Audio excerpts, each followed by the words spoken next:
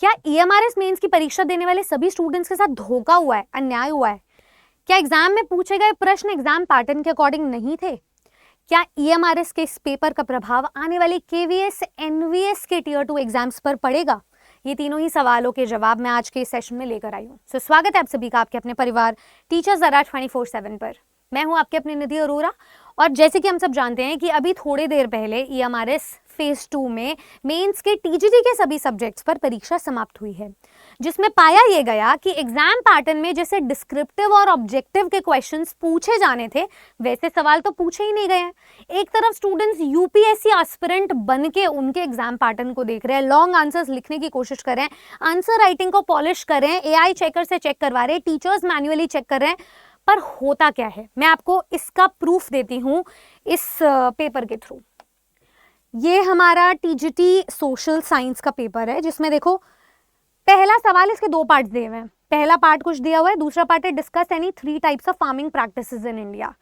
ये सवाल किसी भी तरीके से क्रिटिकली एनालाइज नहीं कर रहा क्वेश्चन को, और ना ही ये कोई 150-200 वर्ड्स का लॉन्ग टर्म आंसर है या लॉन्ग फॉर्म आंसर है। अच्छा, दूसरा सवाल देखते हैं। Mention 2 ways in which transport and communication promote national development. ठीक है, फिर एक सवाल आता है इसी क्वेश्चन का दूसरा पार्ट है, explain 2 environmental significances of shifting freight from road to rail via the eastern dedicated freight corridor. ठीक है, तो ये ऐसे सवाल कुछ पूछे गए हैं। उसके बाद तीसरा सवाल देखिए, explain the concept of physiological and agricultural density in the context of India. 20 सवाल है, mention 2 ways in which centralised planning has made an impact on independent India's population growth and regional distribution. ये सवालों को देखकर ऐसे लग रहा है कि पेपर एग्जैक्टली सिलेबस से आया है, क्वेश्चंस डायरेक्टली पूछे गए हैं, पर क्या ये मेन स्तर के सवाल थे, इस बात पे डाउट हो रहा है।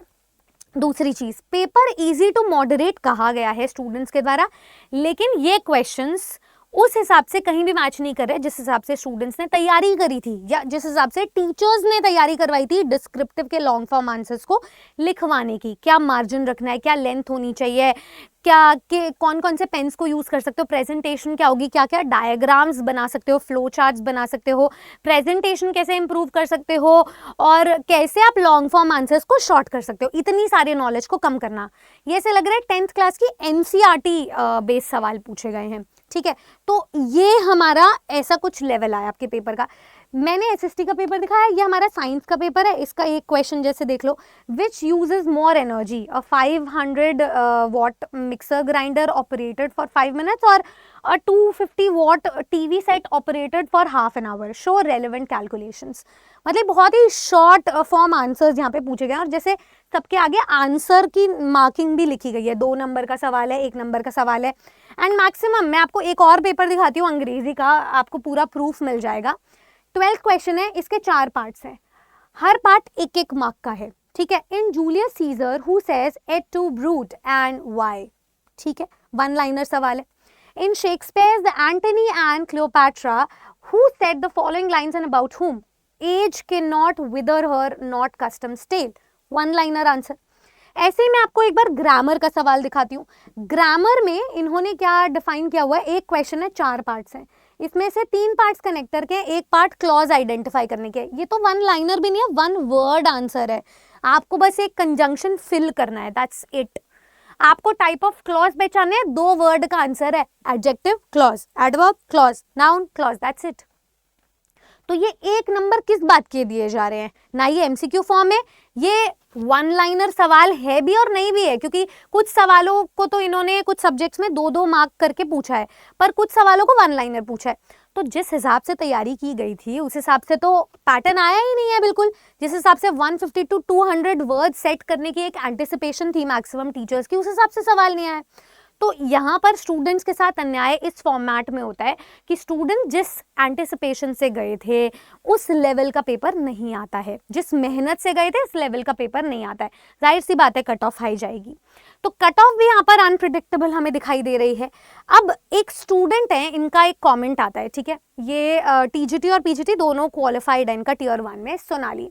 इन्होंने पूरा मैसेज लिखा कि मैम एग्जैक्टली पेपर सिलेबस के अकॉर्डिंग था, जैसे आपने बताया था वैसे ही आया था, जैसे आपने क्वेश्चंस करवाए थे वैसे ही पूरे सवाल पूछे गए थे, पूरा डिवीजन बता दिया और उन्होंने बोला कि पेपर भेज देंगे क्योंकि अभी ट्रैवल कर रहे हैं सो एंड सो।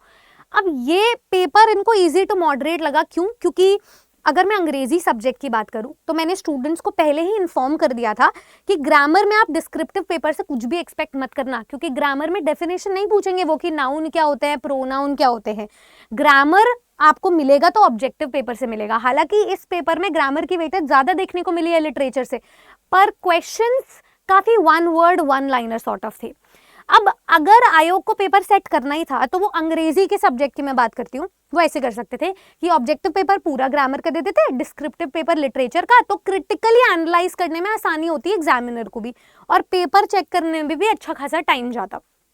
पर इन्होंने क्या चूज किया कि ये ग्रामर और लिटरेचर दोनों की खिचड़ी बना देंगे और दोनों ही टाइप के क्वेश्चंस में इंसर्ट कर देंगे, ऑब्जेक्टिव में भी दे देंगे और सब्जेक्टिव में भी दे देंगे। यहाँ पर प्रॉब्लम ये आती है कि पेपर डिफाइंड रूप से नहीं दिखाई दे रहा। जो मेहनत की गई थी, जिस अपेक्षा से पेपर को की तैयारी की गई थी, वो यहाँ पर एक डिसअपॉइंटमेंट के रूप में आ जाती है। यहाँ पर स्टूडेंट्स डिसअपॉइंटेड है कि मैम वन लाइनर सवाल क्यों दिए गए जब हम लॉन्ग फॉर्म आंसर्स के लिए प्रिपेयर करके गए थे। तो एंड जाहिर सी बात है कि आपकी जो मेहनत है वो वेस्ट नहीं गई है। तो मैं अब यहाँ पर आपको नेक्स्ट पार्ट पे बताती हूँ कि केवीएस एनवीएस वालों को क्या करना चाहिए और आपका क्या सोल्यूशन है। सबसे पहले तो केवीएस एनवीएस बहुत बड़ी संस्थाएं हैं, वो अपना लास्ट मिनट अगर उन्हें सिलेबस चेंज करना होगा तो पहले ही करके दे देंगे, पर वो ऐसा नहीं करेंगे कि वो एग्जाम के पैटर्न के साथ या फॉर्मेट के साथ छेड़छाड़ करे। पर वर्स्ट केस सिनारियो अगर ये हमारे से ऐसा कर सकता है और इनको भी हड़बड़ी में एग्जाम लेना है, फटाफट नोटिफिकेशन निकालना है, फटाफट 1 महीने के अंदर टियर 1 लेना है, तो टियर 2 भी इनको फटाफट लेना है। तो अब ऐसे में स्टूडेंट्स क्या कर सकते हैं? सबसे पहले तो क्योंकि एग्जाम्स इतने आनन फानन में हो रहे हैं तो यूपीएससी लेवल पर रिलाई करना छोड़ दो, उसकी आंसर राइटिंग को फॉर्म करना छोड़ दो। ठीक है, आपको आपकी जो मेहनत है वो वेस्ट नहीं गई है, क्योंकि आपने जो डिस्क्रिप्टिव की तैयारी करी, जो लॉन्ग फॉर्म आंसर्स लिखे, उन्हीं में ही आपके शॉर्ट फॉर्म आंसर्स छुपे हुए थे। तो आपकी मेहनत तो बिल्कुल वेस्ट नहीं गई है अभी तक की। अब गोइंग फॉरवर्ड आप क्या कर सकते हो? आप एमसीक्यू प्रैक्टिस अपनी बढ़ा सकते हो एज कंपेयर टू डिस्क्रिप्टिव, ताकि एमसीक्यू के वो जो क्वेश्चंस है 40 क्वेश्चंस, वो तो एटलीस्ट हमारे खाली ना जाएं, वो तो एटलीस्ट हमारे सही हो जाएं। और केवीएस एनवीएस में तो उल्टा ही है वैसे भी, तो आपको आपके जो 60 क्वेश्चंस है वो वेस्ट नहीं जाएंगे। अब दूसरी चीज आप ये कर सकते हो, अगर आप डिस्क्रिप्टिव की तैयारी कर भी रहे हो, क्योंकि हम इस बार हर फॉर्मेट के लिए प्रिपेयर्ड होकर जाना चाहते हैं। केवीएस एनवीएस की आपकी पूरी लड़ाई मेंस की है भी नहीं ना, आपको तो इंटरव्यू तक पहुंचना है, तो अभी डबल मेहनत करनी पड़ेगी। ईएमआरएस वालों की मेहनत तो अब यहाँ पर मतलब अंतिम प्रहार दे चुकी है, रेस्ट कर चुकी है। 100% वेटेज आज के एग्जाम पर ही थी। पर केवीएस एनवीएस वालों को भी इंटरव्यू के लिए भी लड़ना है, तो आप डिस्क्रिप्टिव की तैयारी अगर करके जा रहे हो तो हर टाइप के क्वेश्चंस के लिए प्रिपेयर्ड होके जाओ। जैसे अगर मैं अंग्रेजी की बात करूं तो आपके टीचर्स ने आपको वन लाइनर क्वेश्चंस भी करवाए हैं, आपको शॉर्ट आंसर्स भी करवाए हैं और आपको ग्रामर भी पढ़ाई है, तो आप उस पर ज्यादा रिलाई करके जाओ। जैसे राइटिंग सेक्शन है, स्टूडेंट्स का यही एंटिसिपेशन था मैम सब्जेक्टिव में तो पूरा राइटिंग सेक्शन हमें करना है, तो मैंने कल की क्लास में स्टूडेंट्स को रिवाइज करवा दिया था। रिपोर्ट राइटिंग, लेटर राइटिंग से सवाल आ गए, पर क्या वो सवाल डिस्क्रिप्टिव ही आएंगे, इस बात की कोई श्योरिटी नहीं है, क्योंकि उन्होंने जब 2022-23 में एग्जाम लिया था ईएमआरएस वालों ने 23 में, तो भी इन्होंने अपने राइटिंग सेक्शन को, राइटिंग एबिलिटी को ऑब्जेक्टिव फॉर्म में पूछा था। तो केवीएस एनवीएस में भी ये पूछ सकते हैं। तो आप अपने सब्जेक्ट के अकॉर्डिंग तैयारी करके जाओ, जैसे आपके टीचर्स आपको समझा रहे हैं, पढ़ा रहे हैं, बता रहे हैं, उसको फॉलो करो। पैनिक की सिचुएशन मत क्रिएट करो। इसी मतलब इन्हीं सब मेथड से हम एग्जाम से बाहर निकल सकते हैं सक्सेसफुली। ठीक है, तो पैनिक की सिचुएशन को करो बाय बाय और अपनी प्रेपरेशन के लिए लग जाओ, क्योंकि अब वही प्रेपरेशन, वही सिलेबस की अंडरस्टैंडिंग ही है जो आपको बाहर निकालेगी।